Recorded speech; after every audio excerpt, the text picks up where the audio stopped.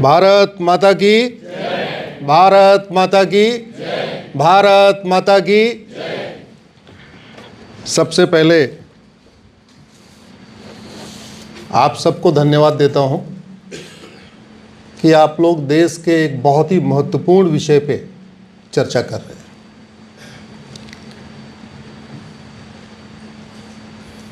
आदरणीय vice chancellor साहब, registrar साहब, डीन साहब, डायरेक्टर साहब, आप सबको धन्यवाद देता हूं कि आपने इतने बढ़िया माहौल में, इतने बढ़िया अच्छे हॉल में एक स्ट्रक्चर्ड प्रोग्राम ऑर्गेनाइज किया है।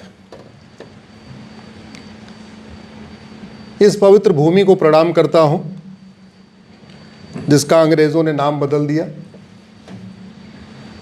आग्रह है कि एक इस पर भी चर्चा होनी चाहिए और मित्र और भाई पाठक जी बैठे हैं, आप इसको विधानसभा में एक बार मुद्दा उठाइए कि उत्तर प्रदेश में किसी भी सड़क, मोहल्ले, गली, तहसील और ज़िले का नाम किसी वहशी दरिंदे के नाम पे नहीं होना चाहिए और किसी सड़क, मोहल्ले, गली और ज़िले का नाम विदेशी भाषा में नहीं होना चाहिए। मेरी इस पे भी PIL है, आप लोग PIL गूगल करेंगे तो इस पर मेरी PIL है। मैंने आई थिंक 3-4 साल पहले PIL फाइल किया था। और क्यों नहीं होना चाहिए आज का विषय नहीं है।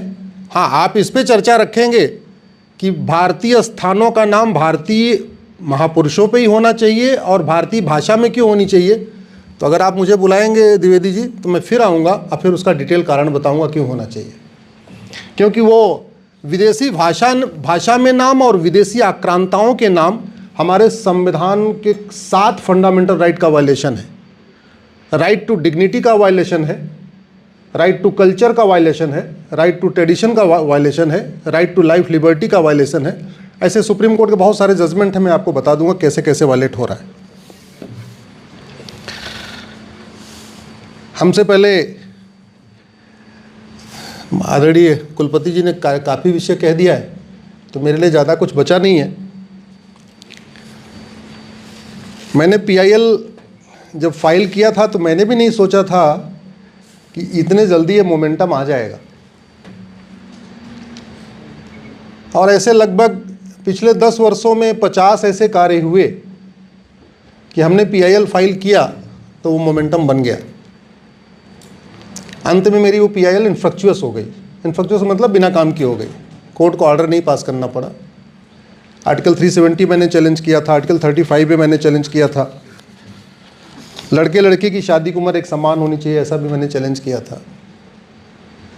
Grounds of divorce, procedure of divorce common होना चाहिए, grounds of adoption, procedure of adoption common होना चाहिए, मेंटेनेंस का सिस्टम फॉर्म, ऐसे अलग अनेक विषय है। वोटर ID आधार से लिंक होना चाहिए, अगर आपने अखबार में देखा होगा तो सरकार ने डिसीजन ले लिया, वो भी मेरी PIL है। इलेक्शन रिफॉर्म के ऊपर मेरी 22 या 23 PIL है अलग अलग विषयों पे। काम ही यही है, जब मैंने इंजीनियरिंग का कैरियर छोड़ा उसके बाद से यही है कि Monday to Friday Supreme Court रहते हैं, सैटरडे संडे आपके बीच में घूमते रहते हैं। 2024 में 122 जिलों में जाना हुआ था। 2025 में आज 26वां कार्यक्रम है मेरा 2025 का। 2 सप्ताह से थोड़ा पैर में चोट की वजह से रेस्ट पे था, इसलिए 2 सप्ताह के कार्यक्रम टल गए। अब आज से फिर शुरू हो गया है। आज आपके यहाँ पास हूँ, कल भोपाल, परसों बड़ौदा।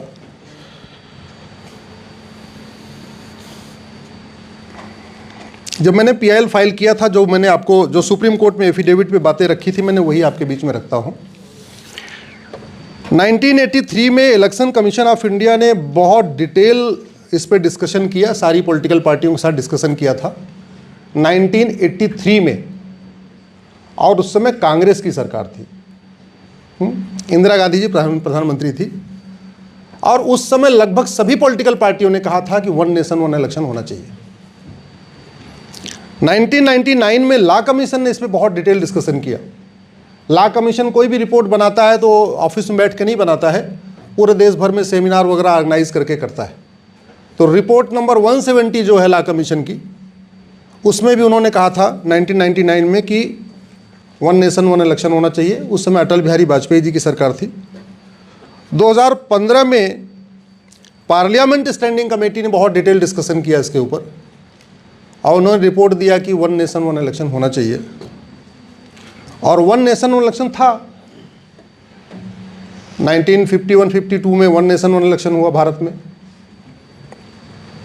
57 में वन नेशन वन इलेक्शन हुआ, 1962 में वन नेशन वन इलेक्शन हुआ। गड़बड़ी शुरू हुई 1966 से। नेहरू जी जब तक थे तब तक भारत में वन नेशन वन इलेक्शन था। 1966 में इंदिरा जी प्रधानमंत्री बनी नेहरू जी के जाने के बाद, और फिर जो अगला इलेक्शन हुआ इनफैक्ट 1967 में, वो भी वन नेशन वन इलेक्शन हुआ। उस समय इंदिरा गांधी जी प्रधानमंत्री बन चुकी थी। 67 के बाद लेकिन तानाशाही शुरू हो गई। आया राम गया राम, जो अभी प्रोफेसर साहब कह रहे थे, वो कल्चर शुरू हुआ। विक्री खरीद शुरू हुई।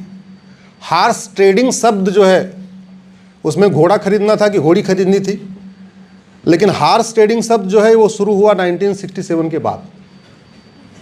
आया राम गया राम भी 67 के बाद आया, हार्स ट्रेडिंग भी उसके बाद ही आया। मनमाने तरीके से, और कुछ स्थानों पे तो राष्ट्रपति शासन गवर्नर के कहने पे नहीं लगाया था। बेटा गया था उस राज्य में घूमने और उसको मुख्यमंत्री का स्वागत पसंद नहीं आया तो राष्ट्रपति शासन लगा दिया। बेटा गया था मौज मस्ती करने और वहां पे किसी मंत्री ने ज्यादा उसका स्वागत कर दिया मुख्यमंत्री की तुलना में, तो मुख्यमंत्री बदल के जिसने ज्यादा स्वागत किया था उसको मुख्यमंत्री बना दिया, और जिसने ज्यादा स्वागत किया उसको मुख्यमंत्री बनाया तो मुख्यमंत्री विद्रोह कर बैठा, और मुख्यमंत्री विद्रोह कर बैठा तो सरकार गिर गई, तो सरकार गिर गई तो दोबारा चुनाव हो गया वहां पे। तो आज जो समस्या है ये आदिकाल की समस्या नहीं है, ये समस्या 67 के बाद शुरू की गई है। ये तानाशाही के कारण शुरू की गई। ये समस्या जो आज शुरू हुई है, जो हर साल चुनाव होता रहता है, ये भारत के संविधान की धज्जियां उड़ाने के कारण शुरू हुई। संविधान की शपथ लेने वालों ने ही संविधान की धज्जियां उड़ाई हैं। आप लोग ला के छात्र हैं तो एक बात जरूर मैं आपको कहना चाहूंगा, जब तक व्यक्ति चुनाव लड़ता है तब तक वो पार्टी का होता है। जिस दिन रिजल्ट डिक्लेयर हो जाता है और कलेक्टर उसको प्रमाण पत्र दे देते हैं तब तक वो पार्टी का होता है। लेकिन जिस दिन वो सदन में जाके शपथ ले लेता है वो किसका हो जाता है? जोर से बोलिए जरा। वो सबका हो जाता है। और एक बात ये भी याद रखना, कोई आदमी 10 लाख वोट से जीत जाए तब भी वो सांसद विधायक नहीं कहलाता। उसको कलेक्टर सर्टिफिकेट भी दे दे तब भी वो सांसद विधायक नहीं कहलाता। सांसद विधायक कब कहलाता है? जब वो 20 लाख वोट से जीत जाए, कलेक्टर उसको सर्टिफिकेट भी दे दे, तब भी उसको वेतन भत्ता गाड़ी बंगला नहीं मिलेगा जब तक कि वो, तो सबसे इंपॉर्टेंट क्या हो गया? शपथ। और शपथ क्या? कि मैं संविधान के अनुसार कार्य करूंगा, संविधान की भावनाओं को आगे बढ़ाऊंगा, संविधान के लक्ष्यों को प्राप्त करूंगा। संविधान के लक्ष्य कहां लिखे हुए हैं? जोर से बोलिए जरा। देखो भाई, आप लोग लाके छात्रों, हम जो है ऐसे बात नहीं करते। आपको लगातार जो समझ में आ रही बोलते जाओ, हम इंटरेक्शन कर रहे हैं। संविधान के लक्ष्य कहां लिखे हुए? क्या लिखा हुआ? Equality, justice, liberty, fraternity, unity, national integration, liberty of thought, liberty of belief, liberty of expression, liberty of faith. यानी सारे सांसदों विधायकों का क्या काम करना है? संविधान में प्रियम्बल में लिखी हुई बातों को प्राप्त करने के लिए मनसा वाचा कर्मणा काम करना है। चाहे वो एमएलसी हो, चाहे एमएलए हो, चाहे राज्यसभा सदस्य हो, चाहे लोकसभा के सदस्य, ये उनकी ड्यूटी है। जैसे शिक्षक को वेतन भत्ता मिलता है पढ़ाने के लिए, डॉक्टर को वेतन भत्ता मिलता है इलाज करने के लिए, ड्राइवर को वेतन भत्ता मिलता है गाड़ी चलाने के लिए, ऐसे सांसद विधायक को वेतन भत्ता किस लिए मिलता है? संविधान के अनुसार संविधान के लक्ष्यों को प्राप्त करने के लिए। तो जब मैंने पीआईएल फाइल किया तो मैंने सबसे पहले माननीय सुप्रीम कोर्ट को कहा था कि दुनिया के 48 देशों में वन नेशन वन इलेक्शन हो रहा है, और वन नेशन वन इलेक्शन नहीं, वहां तो संडे को इलेक्शन होता है। क्यों?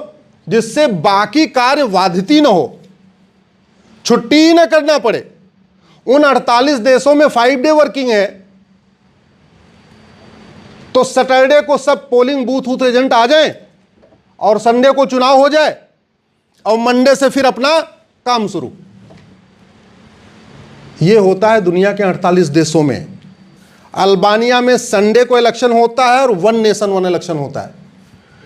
अर्जेंटीना संडे इलेक्शन होता है और, जोर से बोलो भाई, हाँ, ऑस्ट्रिया संडे इलेक्शन और, बेल्जियम संडे इलेक्शन और, जोर से बोलो, बोलीविया संडे इलेक्शन और, बोस्निया संडे इलेक्शन और, ब्राजील जिसका क्षेत्रफल भारत का 2.5 गुना ज्यादा है, वहां संडे इलेक्शन और, बुल्गारिया संडे इलेक्शन और, चिली संडे इलेक्शन और, कोलंबिया संडे इलेक्शन और, Croatia, Cyprus, Finland, France, Germany Sunday election और one election, Greece, Hong Kong, Hungary, Italy, Japan, Luxembourg, Malaysia, Mexico Sunday election और, पोलैंड, पुर्तगाल, Romania, रूस, Spain, रूस का क्षेत्रफल भारत का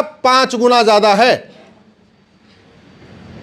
और रूस की जो ज्योग्राफी आप जाके देखिए, टेम्परेचर कैसे कैसे जाता है, माइनस में जाता है, और भारत का कितना एरिया बड़ा है? 5 टाइम्स।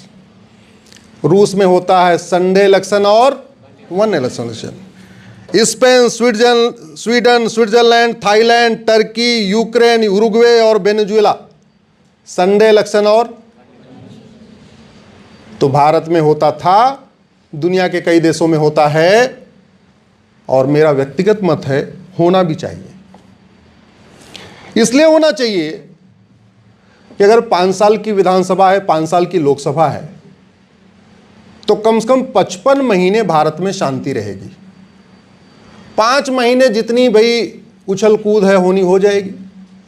5 महीने जितने घोड़े इधर से उधर जाने होंगे उधर से उधर शिफ्ट हो जाएंगे। 5 महीने जितनी बिक्री खरीद होनी है हो जाएगी। 5 महीने जिनको पॉलिटिकल पार्टियों को बदलना है बदल जाएगा। जितना जाति का जहर घोलना है वो 5 महीने में घोल लेंगे।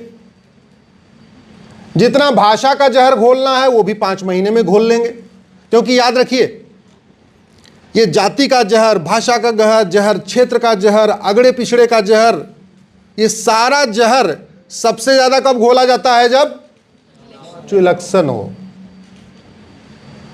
तो 55 महीने ये सारे जहर कम हो जाएंगे। पैसा मेरे लिए इंपॉर्टेंट नहीं है, निश्चित रूप से पैसे की बचत होगी, लेकिन मैं उस पैसे को नगण्य मानता हूं। जो और चीजें बदलेंगी उसकी अपेक्षा पैसा नगण्य है। 55 महीने ये सारे जहर बंद हो जाएंगे। 55 महीने सांसद, विधायक, मंत्रियों को चुनाव की चिंता नहीं होगी। प्रधानमंत्री जी अपने काम में व्यस्त रहेंगे, मुख्यमंत्री सारे अपने काम में व्यस्त रहेंगे, सारे मंत्री अपने काम में व्यस्त रहेंगे, सारे सांसद विधायक अपने काम में व्यस्त रहेंगे। बूथ सम्मेलन, ये करना, वो करना, ये जोड़ना, वो जोड़ना, पिछड़ा वर्ग सम्मेलन, अगड़ा वर्ग सम्मेलन, दलित सम्मेलन, पिछड़ा अल्पसंख्यक सम्मेलन, ये सारे सम्मेलन तो बंद हो जाएंगे ना 55 महीने, जरूरत ही नहीं रहेगी। सारे सम्मेलन कितने में होंगे? 5 महीने। एक और बड़ा फायदा होगा, संसद का भी कितना सत्र होता है? 3 सत्र। 3 सत्र क्यों होना चाहिए? 6 सत्र होना चाहिए। हर अल्टरनेट मंथ में सत्र होना चाहिए।